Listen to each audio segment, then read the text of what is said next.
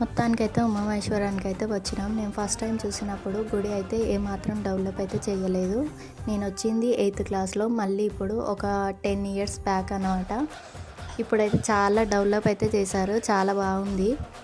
ఈ గుడి స్పెషల్ ఏంటంటే ఎక్కడి నుంచి వాటర్ వస్తుందో తెలియదు, కానీ ఆ గుంతలో ఎప్పుడు వాటర్ అయితే ఉంటుంది. ఆ వాటర్ తీసిన కొద్దీ ఇంకా వాటర్ అయితే వస్తుంటుంది. ఆ వాటర్ మనం తాగొచ్చు కూడా. మేము ఫస్ట్ టైం వచ్చినప్పుడైతే ఆ వాటర్తో చాలామంది అయితే స్నానాలు చేసేవాళ్ళు, కానీ ఇప్పుడు అలా లేదు. ఖాళీ ఆ వాటర్ నెత్తిలో చల్లుకోవాలి, లేదంటే తాగాలి.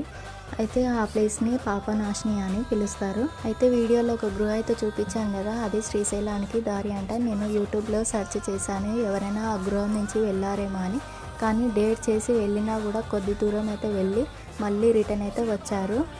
నాకు ఇష్టమైన దేవుడి గుడి ఇంత డెవలప్ చేసినందుకు చాలా బాగా అనిపించింది. ఇంకా డెవలప్ చేస్తున్నారు. ఇక్కడైతే నిత్య అన్నదానం కూడా చేస్తున్నారు. ఓం నమో శివాయ.